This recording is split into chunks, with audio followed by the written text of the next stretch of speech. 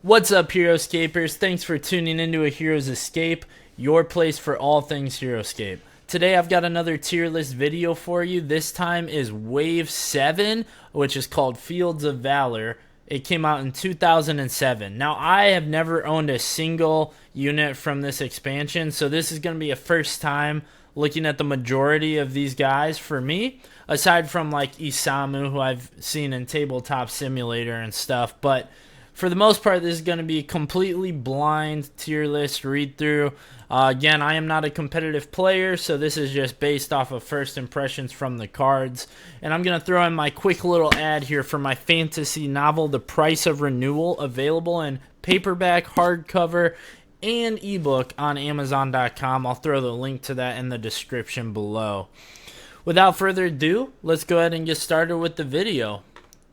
So first up on our list, we have Iskra Esenwein. Man, there's a lot of text on this card and on a lot of these cards from this wave. They got a little crazy with the they're not very simplistic on this one. We like simplicity in this game, so this is a little excessive. But let's get started. Iskra has 4 life, moves 6 spaces, a range of 1, an attack and defense of 3, only worth 50 points. She has life drain. She or he, I'm not entirely sure. I think this is a she. Each time Iskra Esenwein destroys a figure, you may remove a wound marker from this army card. Iskra Esenwein cannot life drain destructible objects. So that's pretty cool. Anytime she successfully takes out a figure, you get to remove a wound counter, which if you're going up against common squad guys, that's going to be a lot easier. And then we have Summon the Rechets of Bogan. That's a crazy ability name. After taking a turn with Iskra Esenwein, you may attempt to summon the Rechets of Bogan if they are in your army and they have not yet been successfully summoned. Roll the 20-sided die. If you roll a 14 or higher, you must place all 3 Rechets of Bogan on empty spaces within 8 clear side spaces of Iskra Esenwein. Any Rechets of Bogan that you cannot place on the battlefield are immediately destroyed and cannot be summoned again. When the Rechets of Bogan are summoned, you may immediately take a turn with them. That's pretty powerful if you have those guys in your army, because you get to immediately take a turn with them after summoning them, which means you effectively get an extra turn for free, basically, if you get the roll on your on the round. The only downside is you have to have them in your army, so it makes her a little less versatile. And then she has flying, which they still haven't figured out by this point in the waves, that you don't need to explain flying on every single card. But they eventually will get that figured out, as they have recently, at least, in the new releases. This one, I think the life drain ability is pretty good, but her attack is just average. It's not anything amazing. But with that summoning ability, if you choose to have the Rechets on your team, that can be pretty strong. I think she probably is B tier. Maybe A tier if you have those guys on your army, but again, you have to have them. So that pulls her down in points. And the Rechets of Bogan, I'll jump to them next. They must be these guys right here. Yes, they are. These are it says terrifying trait they have. They are 1 life each. They look like some gargoyle looking things. 1 life each, 3 to the card. They move 6 spaces, range of 1, attack and defense of 3, and they're worth 50 points each. They have Iskra Summoning. Rechets of Bogan do not start the game on the battlefield. They must be summoned onto the battlefield by Iskra Esenwein. That's going to drop them in points because of the fact that you have to have her to even use these guys in your army. So that's kind of lame. It can be pretty good if you have her on your army, but you can't even use this unit unless you have her. They have Lethal Sting. When rolling attack dice against a smaller medium figure, if a Rechet of Bogan rolls a skull on every die, the defending figure cannot roll any defense dice and is immediately destroyed. That's pretty cool. And they have flying. I'm going with C tier. Now, don't get me wrong. If you have Iskra on your army and you're using these guys, it's pretty good, especially with that free turn with the summoning ability. But in Heroscape, it seems like I feel like versatility is very good. If you can use units in all different situations, that's far better. And being that you have to have her on your army in order to even use them, that drops them down in points significantly. Now we're going on to Cyprien Esenwein, another of the Esenweins with a ton of text on it. 6 life, 8 move, which pretty good movement right there with a lot of life. Range 1, attack 3 with a defense of 4, 150 points. He has a life drain just like Iskra did. And Chilling Touch. After moving and before attacking, Cyprien Esenwein may attempt a Chilling Touch. To do this, choose a figure adjacent to Cyprien and roll the 20-sided die. If you roll 1 through 12, nothing happens. If you roll 13 through 15, the chosen figure receives a wound. 16 through 17 is 2 wounds, 18 through 19 is 3 wounds, but 20 or higher, the chosen figure receives 6 wounds. Cyprien Esenwein's Chilling Touch does not affect Soulborg or destructible objects. I gotta say, that's a pretty good ability. It's not good, obviously, if the enemy's using a lot of Soulborgs, but it's pretty good. And then he has Stealth Flying, which is just flying, but you don't take opportunity attacks when flying away from an engagement. He's going in A tier. He's definitely a lot better than the other one and more versatile. So, yeah, I would say A tier. She has the benefit that she's only worth 50 points, but so it's 100 points total when you have her with the Rechets. So that, I mean, the point value maybe would bring him down in points for being so much higher in points, but I'm still putting him in A tier. Next up, we have another one of the Esenweins, the third one. There's a lot of these guys in this set.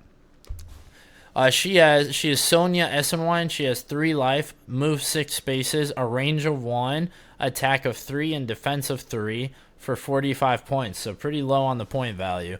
Life drain just like the others, and eternal strength. Anytime you roll the 20-sided die for Cyprien Esenwein's Chilling Touch, so she buffs Cyprien, making him better, and she's only worth 45 points, so pretty good. You may add 2 to your die roll. Eternal Heartbreak. If you control Cyprien Esenwein and he is destroyed, Sonya Esenwein immediately receives 2 wounds. Interesting. That's kind of a funny mechanic there, but I guess it works for the lore or something. That's just kind of funny to me, but that's got to drop her in points, honestly. But at least she can buff Cyprien, so that's pretty cool. Yeah, add 2 to the die roll. That's pretty good. Then she has Flying. It's pretty good when paired with Cyprien. I don't think you're ever going to use this character if she's not paired with him, so she's going to B tier as well. Maybe even C tier. But the buff to his ability is pretty good. So we'll do B tier. Next up, we have one of the favorites, Isamu. This guy is in like every competitive army because I'm guessing his point value is only 10 points. And I'm going to tell you that is definitely going to affect where I place him on this, because when you're building an army and you have very few points remaining and you need to fill it out, it's very easy to just throw Isamu into there. He has 1 life, move 6 spaces, range 1, attack 3, and defense 1. So far, he's probably not sounding that great. You're probably getting why he's only worth 10 points. However, he has the ability Vanish 9. If Isamu is attacked and at least 1 skull is rolled, so anytime he's attacked and a skull is rolled, roll the 20-sided die to vanish. If you roll a 1, if they don't roll any skulls, just don't even worry about it. But if you roll a 1 through 8, roll defense dice normally. So it's not even a huge downside. Oh, well, I guess he has low defense, so that's pretty rough. But if you roll a 9 or higher, Isamu takes no damage and may immediately move up to 4 spaces. Isamu can vanish only if he ends his vanishing move not adjacent to any enemy figures. That ability is insane, and it makes him very hard to kill. 9 or higher is really good odds of rolling that. So that's a great ability. His Phantom Walk ability allows him to move through all figures and is never attacked when leaving an engagement. And then he has Dishonorable Attack. When attacking a figure who follows Jandar, Isamu rolls 2 additional attack dice. So that puts him at 5 attacks. So all in all, Isamu is insane. And I don't think anyone's going to argue with me when I place him in S tier because he's used on practically every competitive army. Moving on, we have Marcu Esenwein. Another of the Esenweins. I don't know what the hell this thing is. It's like a weird creature, but he's got 6 life. He moves 7 spaces, range 1, attack 4, and defense 1 for only 20 points. He has life drain, just like the other ones. He also has Eternal Hatred. After revealing an order marker on this card, you must roll the 20-sided die. If you roll 17 or higher, choose an opponent. That opponent will now control Marcu Esenwein for the remainder of your turn, but will not be able to view any unrevealed order markers on his card. At the end of that turn, control of Marcu S returns to you. All the order markers and figures that were on Marcu's army card will stay on his card, and he is flying. That is just so strange, and I don't even know the usefulness. It's really bizarre, but I guess because he's only worth 20 points, he has pretty good attack. I don't know, but very strange character, and that ability is bizarre. Luckily, it's a low chance that would happen, but it can happen. We're going to put him down in C tier because I'm not entirely sure about that one. Moving on, we have the Ashigaru Yari. These guys are 4 of them on the card, 1 life each. They move 5 spaces. They have a range of 1, attack of 2, and defense of 1, and they're only worth 40 points. They have Encircle Special Attack. With a range of 1, attack of 6, if 3 Ashigaru Yari you control are adjacent to the same enemy figure, they may roll their attack dice as 1 combined attack, making the attack a single attack for 8 total attack dice, which is this is pretty good. This is really good. The defending figure compares height to the lowest Ashigaru Yari to determine any height advantage. If encircle, oh, that's interesting. So if one of them is up high on the same level as the defending figure, it does not. They do not get the guy still gets height advantage, the defending guy, if the one of the guys is lower, basically. The defending, yeah. So if Encircle Special Attack is used, the 4th figure that moved this turn cannot attack. That's because you can use this and still do regular attack. So it makes it so only 3 of them can attack. I think this is good. I think this is A tier. They're only worth 40 points, and I could definitely see this being useful in an army. Moving on, though, we have the Templar Cavalry. They are 3 to a card, 1 life each. They move 8. They have a range of 1, attack of 3, and defense of 3 for 120 points.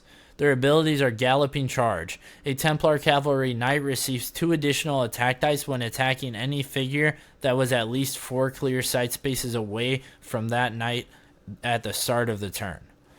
So if they approach a figure that is 4 clear sight spaces away from them at the start of the turn, they get additional attack dice. That's pretty good.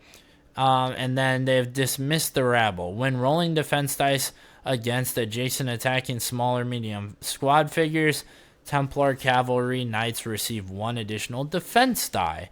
So, I mean, these guys are pretty strong, and they have Righteous Smite. When attacking an opponent's figure who follows Utgard, Templar Cavalry Knights receive 1 additional attack die. That can definitely be pretty powerful, and I honestly think I might put them in A tier because I could see the usefulness of that. I'm a little curious because I'm wondering if they have like a champion leader. So I wonder if I missed one of these. Kyntela Gwyn, is that the one? It must not be because this is Olar. I'm not sure. I'm guessing he's one of the GenCon figures. Is it Sir Hawthorne? It must be. No, it's not. I'm not sure who their champion is supposed to be. That's really strange. Was he in a large expansion pack? Is that what it is? Braxis, Nilfheim, Thericus. This is really strange. I don't know. Someone in the comments, please fill me in on that because this seems really strange to me. Oh, Sir Dupuis is in the next expansion that comes out in 2008. It looks like that's what it is. Okay, Sir Dupuis. There we go. That's weird that he came out in a separate expansion. But anyway, yeah, I guess they just want to make people buy the next expansions. Next up, we have Kyntela Gwyn here. She has 2 life, moves 5 spaces, a range of 1, attack of 2, and defense of 2 for 20 points. But she has strength of Oak Aura 1. All friendly elves adjacent to her add 1 to their defense roll. I mean, for 20 points, that's pretty good just to get that buff. I don't know. I think she's A tier as well. I mean, 20 points, you're barely filling out your army with that, and you're giving your elves a buff. You can buff Sivaris to their defense. I don't know. I think that's good. Maybe B tier. We'll say B tier. I feel like it's pretty good, though. Moving on, we have Warden 816. He is a Soulborg, but he's Utgar. 2 life, move 5, range of 7, attack 3, and defense of 6, as all Soulborgs have crazy defense for 90 points. He has Eviscerax special attack, range 1, attack 5. The Eviscerax special attack cannot be used on small figures. He also has guard leadership. All guards you control move an additional space. So like the Zedian guards, for example. I don't know, B tier. I'm not super blown away by that. The defense is good, but I mean, yeah, it's okay. Moving on, we have the Ashigaru Harquebus. That's some of these words are a little tricky. 4 of them to a card, 1 life each. They move 5 spaces, have a range of 6, attack 2, and defense of 1 for 60 points. And they have a weight then fire, just like the 10th Regiment of Foot or the Massachusetts line. And we know that that's pretty powerful, especially when they're up high and they use weight then fire. They get the attack bonuses, but I'm putting them in B tier. Last up, we have our GenCon release, Master Win Chiu Woo. Sorry about the cards taking over here, but I'll do my best to move it. He has 5 life, moves 5 spaces, a range of 1, attack of 4, and defense of 4 for 140 points. He has Master's Influence. All monk squad figures you control may leap an additional 13 levels up or down when using their Stealth Leaf special power. All monks you control within 2 clear sight spaces of Master Wu add 1 to their attack dice and 1 to their defense dice. That's pretty good. It's interesting because he follows Aquila, whereas the other monks are Einar, I believe. Or Olar? I might be wrong about that, but I think that's the case. Actually, let me just look real quick because now I'm curious. So they were back in... which wave was this?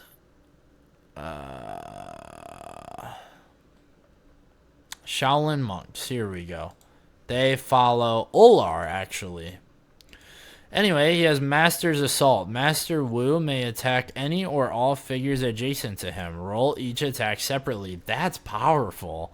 And Stealth Leap 25. Instead of his normal move, he may use Stealth Leap 25. Stealth Leap 25 has a move of 3. When counting spaces for Stealth Leap 25, ignore elevations. Master Wu may leap over water without stopping, leap over figures without becoming engaged, and leap over obstacles such as ruins.